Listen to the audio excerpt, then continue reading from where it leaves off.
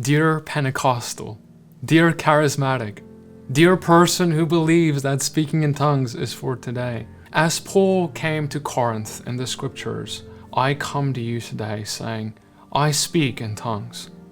But what a portion of you have been doing is disorderly. Speaking in tongues, many at once, often without interpretation in the church, and at times without any protocols at all. As Paul said, if an unbeliever comes in, will they not think that you are out of your mind?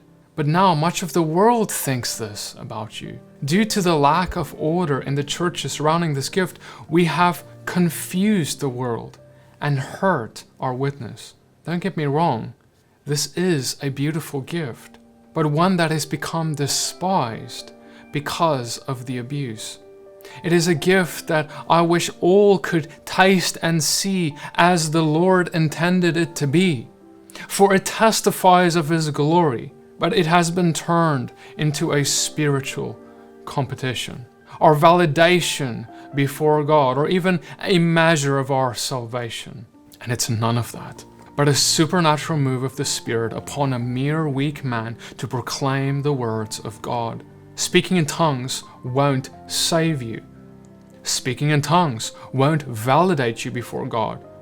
Speaking in tongues doesn't make you more spiritual than your brother or sister in the pew next to you. But when it becomes this in your church, you quench the Spirit by bringing disorder into the fellowship and bringing a bad witness to the gospel of Jesus.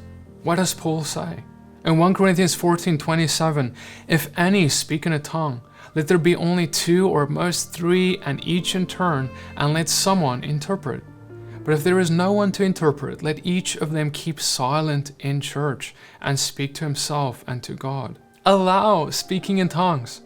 Do not quench the Spirit, and seek the interpretation when someone speaks. But if no interpreter is found, then let them speak quietly between them and God alone, for that tongue is not for the assembly.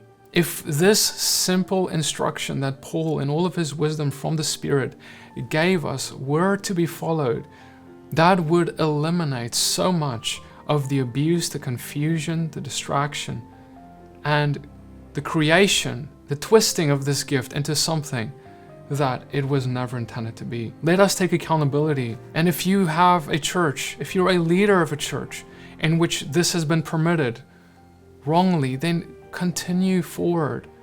But repent, turn. Let others see that you are turning. Let them understand what was wrong so that we can carve ahead of us a better path forward. But none of this can happen unless we start upholding the scriptures as our authority and something that is to be taken seriously and followed. If you want to learn more about speaking in tongues, check out our Speaking in Tongues series up here, where we go through everything the Bible has to say about speaking in tongues, its application, how to practically practice it, biblical protocols, and more. I'll see you there. Shalom.